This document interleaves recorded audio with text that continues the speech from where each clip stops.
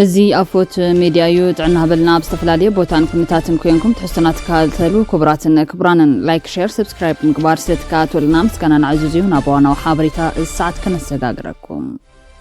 አብ መንጎ ቤት ጽሕፈት ህወሓትን ጀነራል ታደሰ ወረደን ገዚፍ አፈላላይ ከም ዝተፈጠረ ተገሊጹሎም ጀነራል ታደሰ ወረደ ድማ መሪሕነት ህወሓት ከም ዘአገደ ተገሊጹሎም بخالي وجان جنرال قبرز قابهير بيانا ودان طرو كأسر توسين اللي كبل قليت الله كابزبت وساخت الجنرال بزعبات أبحارة مريت آلو زبهال السراويتون هزاري بالله زحبري تازي بزرزر كان كافلكم ينام عززتي سراويت شعبية بقداي مسحو واحد زقبرت امدو عفلا لاي كم زفت أورو تحبير اللهم سراويت شعبية دما سقات كوينات زحدارة فرح سعبو يبتن كم زلو نمفلات خيلو الله عفوت ميديا بساعت زي نازياتهم كالوت حابريتاتاتن زرزر كلون نايو مسانا صنحو ጉዳይ ፍርዲ ዘውዱ ሃፍቱ ንድሕሪ 27 መዓልታት ተናዊሖም ኣብ ጉዳይ ቅትለት ዘውዱ ሃፍቱ ጥፋተኛታት ኣብ ልዕል ዝተባሃሉ ቀዳማይ ተኸሳሲ ያሬድ ገብረስላሴ በላይ ከምኡ ድማ ካልኣይ ተኸሳሲ አንጎሶም ሃይለ ማርያም ናይ ቀጻዕት ሓሳብ ንምስማዕን ፍርድን ምሃብን ቤት ፍርዲ ዞባ መቐለ ሎሚ 3 ሰነ 2017 ዓ.ም ቆፂሩ እኳ እንተነበረ ጠበቓ ብዘይ ምርካቡ ን30 ሰነ ተቆፂሩሎም እዞም ክልተ ተኸሰስቲ 8 ጉንበት 2017 ዓ.ም ብቤት ፍርዲ ጥፋተኛታት ኣብ ዝተባሃሉሉ ዓቃቢ ሕጊ ናይ ቀጻዕት ሓሳብ ከወርብ ምስ ጀመረ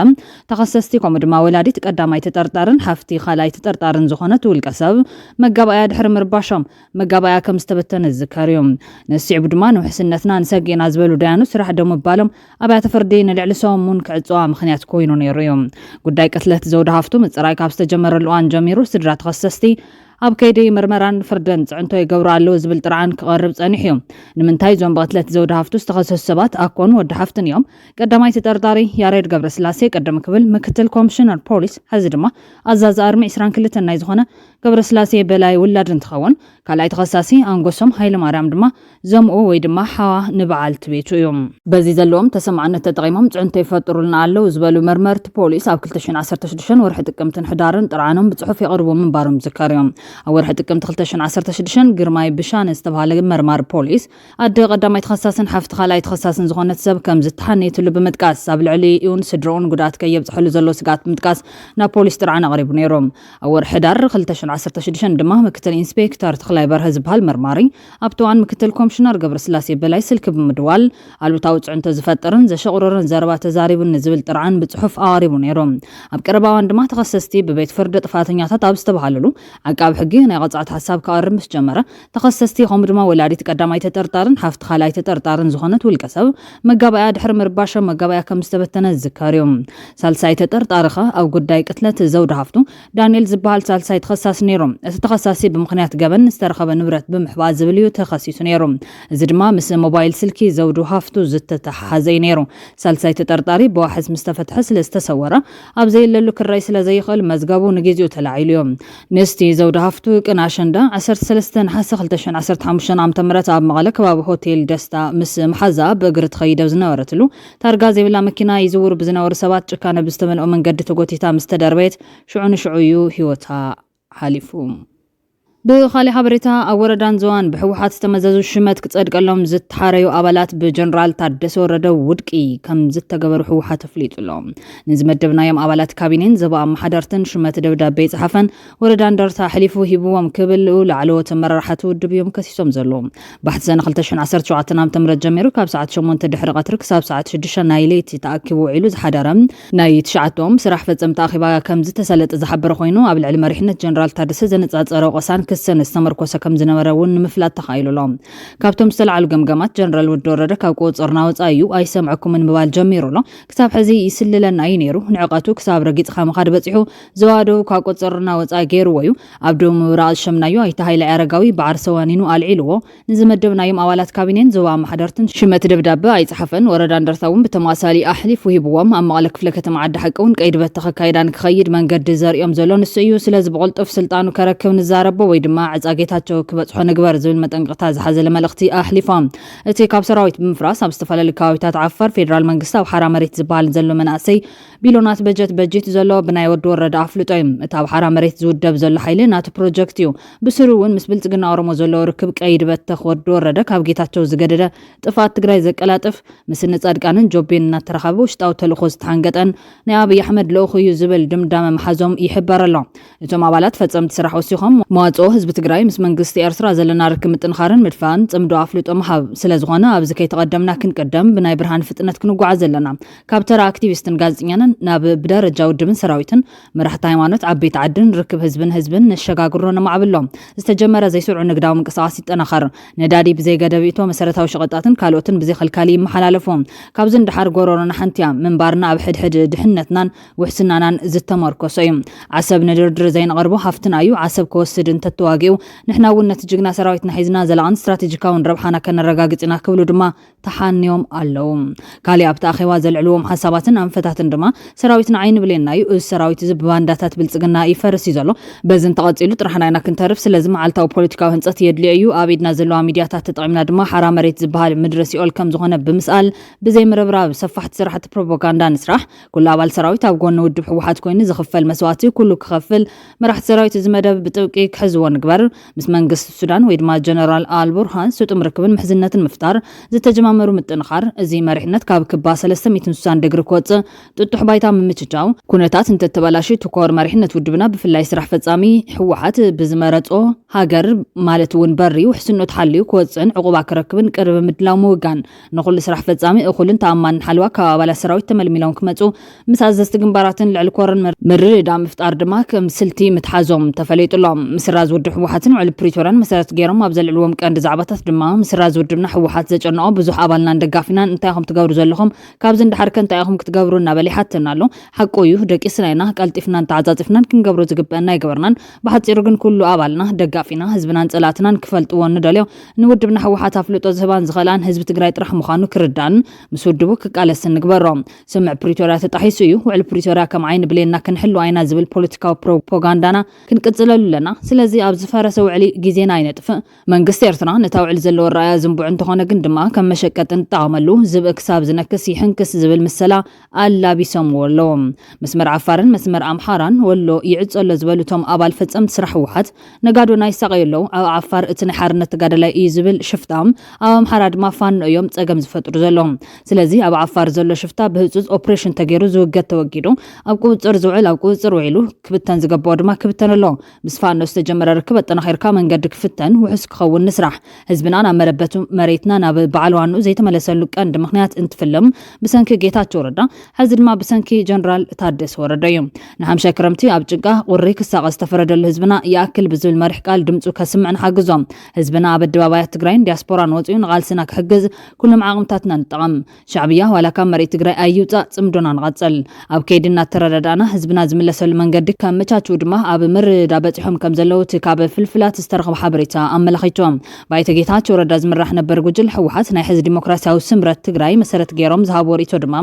እቲ ሓድሽ ተወዲቡ ዘሎ ፓርቲ ስምረት ውላድ ብልጽግና እዩ ስለዚ ኣብ ትግራይ ባይታ ከም ዝስእን ክንገብሩ ኣለና ካብ ክልል ክሳብ ልምዓት ጉጅለ ብዝለዓለ ፖለቲካዊ ዲሲፕሊን ክንሰርሐሉ ኣለና ኣብ ዝቕጽል መረፃ ክዕወት ዘለዎ ፕላን ከነበርዕኖን ኣብ ዘለዎ ኩሎም ሓውር ጉጅለ ክሕደትን ጥልመትን ብተኸታታሊ ክስኮኑ ክሳደዱ ይቕርታ ክሓቱ እንተተኻኢሉ ድማ ናባና ናብ ሓቀኛ ውድቦም ክመፁ ክእረሙን ኣብ ቀይዲ ክውዕሉን ክንገብር ኣለና ዝብሉ ካልኦትን ዛዕባታት ተዳህሶም ኣለዉ እቲ ኣኼባ ፈጻሚት ስራሕ ሕወሓት ሎሚ ሰሉስ ቀፂሉ ከም ዝውዕል ድማ ንምፍላጥ ተኻኢሉ እዩ ኣፎት ሚድያ ናብ ዘዋደዶ ካሊእ ሓበሬታት ተሰጋጊርና ኣለና ነበር ኣዛዚ ኣርማ 50 ጀነራል ገብረዝጋብሄር በየነ ወዳን ጥሩ ክእሰር ተወሲኑለይ ክብል ገሊፆም ብርጋዴር ጀነራል ገብረዝጋብሄር በየነ ወዳን ጥሩ ካብቶም እዋን ኩናት ትግራይ ሽሞም ተደጋጊሙ ዝለዓል መራሕቲ ኮይኑ ብፍላይ ኣርማ 50 ብዝብል ዝፍለጥ ፍሉይ ሓይሊ ኮማንዶ ኣብ ሓፂሯን ከም ዝሃነፀ ዝንገረሉ ኮይኑን ካብቶም ኣብ ዝሓለፈ 15 ጥሪ ነቲ ጉባኤ ዘካየደ ጉጅለ ሕወሓት ንዝደገፉ ኣዘዝቲ ሰራዊት ትግራይ ካብ ዝተቃወሙ ሓደ እዩ ጀነራል ወዳን ጥሩ ካብቶም ኣብ መደወብቲ ናውቲ ከባቢታት ትግራይ ዓፋር ዝንቀሳቀሱ ዘለው ዕጡቃት ይውድቡ ካብ ዘለው ሓይዱ ኮይኑ ምስ ቢቢሲ ቃል ምሕተት ተካይዱሎም ነቲ ሕብረተሰብ መሊሶም ናብ ኩናት ከእትዩ ወዲዮም ደልዮም ገለ ዝብል ናይ ሕብረተሰብ ሸቃለተሎም ናብ ሓራ መሬት ወሪድና ዘለና ሓድሽ ነገር ክንፈጥር ኣለና ኢልና ኢና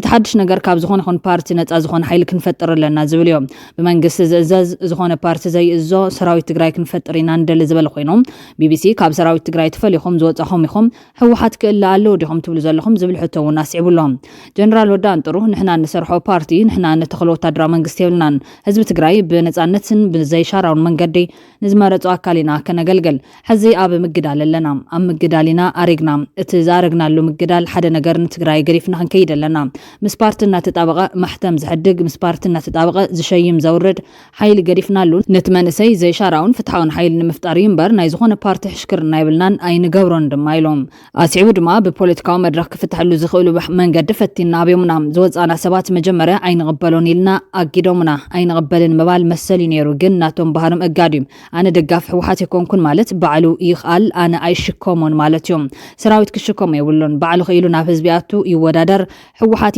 ይጥፋ ናይ ባዕሉ ጉዳይ ይቐፅል ናይ ባዕሉ ጉዳይ ኣነ ዘገድሸኒ ጉዳይ ህዝቢ ትግራይ እዩ ኣይወስዳን ኣነ ዓለም ለኸ ማለት እውን ኢንተርናሽናል ጀነራል ከምኡ ኮይነ ናይ ሕወሓት ምልሻ ክኸውን ኣይደለን እቶም ሕወሓት ውድብና እዩ ዝብሉ ናቱ ምልሻ ከም ዝኾነ እዩ ዝቆፅሮም ከምኡ እዮም ምልሻነት ድማ ኣይቅበሎን ክብል ገሊጹሎም ብሰላማዊ መንገዲ ክኸውን ኣይኽእልን ብፅሑፍ ፈቲና ተረዳዲና ማሕተም ኣይሕድግን ምባል ይቕፅዕዶ ኣብያተ ፅሕፈት ብሞደሻ እናሰበርካ መማሓደሪ ምብራር ትኽክል ኣይኮነን ምባል ይቕፅዕዶም ሕወሓት ዝበሎ ነገር እንተዘይጌርካ ክትነብር ኣይትኽእልን ካብ ትግራይ ትጠፍእ ዝብል እዩ ዝበለት ጀነራል ንሕና ዝተጋደልናሉ ምክንያት ክንነብረሉ እዩ ሰላም ኮይና ክንነብር ኢና ተጋዲልና ስለዚ ንሕና ብሰላማዊ መንገዲ ብፅሑፍ ፈቲና ብምርዳእ ፈቲና ብዙሕ ግዜ ፈቲና ኣብዮምና ኣብ መወዳእታ ከኣስሩና ምዃኑ ምስ ፈለጥና ወፂና እቶም ከኣስሩና ዝደልዩ ድማ እቲ ዝኣመንዎ ሰራዊት ከም ዝስእንዎ ከረጋግፀሎም እደሊ ክብል ተሓኒሎም ኣብ ሓራ መሬትና ዘለና ኣብ ከይዲ እንታይ ክንከውን ኣለና መፀውዒና ከዝብል ዕላዊ ክንገብር ኢና ክንደይ ትኾኑ ዝብል ዛጊድ ከባቢ 3-4 ግንባራት ኣለውና ተን ግንባራት ብዙሓት እየን ግን ድማ ውሽጢ ዘሎ ሓይሊ እዩ ዝበዝሕ እቲ ሕዚ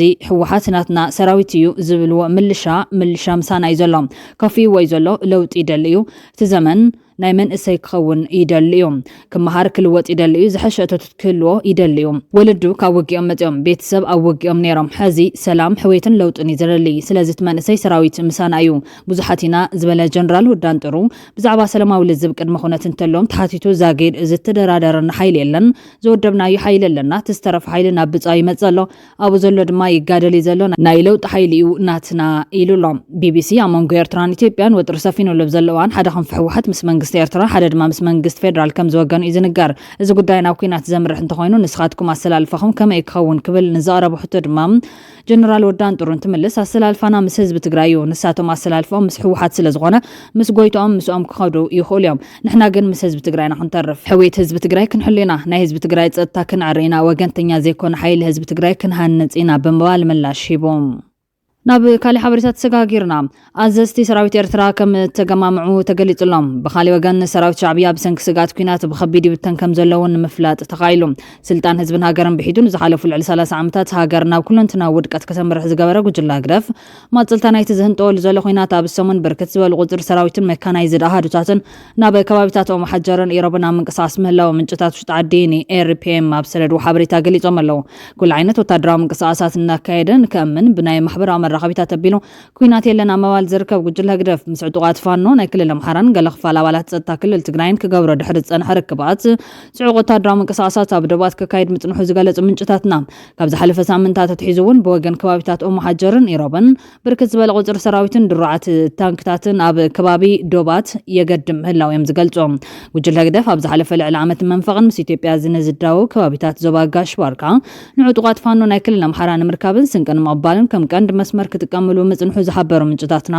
ኢትዮጵያ ክትወረና ወዲዓት እያ ዝብል ዕላላት እናዘርግሐን ፖለቲካዊ ናይ ንቕሓት ትምህርቲ እናሃበን ሰራዊት ሙሉ በሙሉ ንኹናት የዳሉ ምህላው እዮም ዝገልፁ በቲ ዝረአ ዘሎ ኣሰካፊ ኩነታትን ምዕባለታቱን ዝሰግኡ ብርክት ዝበሉ ኣባላት ሰራዊት ምክልኻል ኤርትራ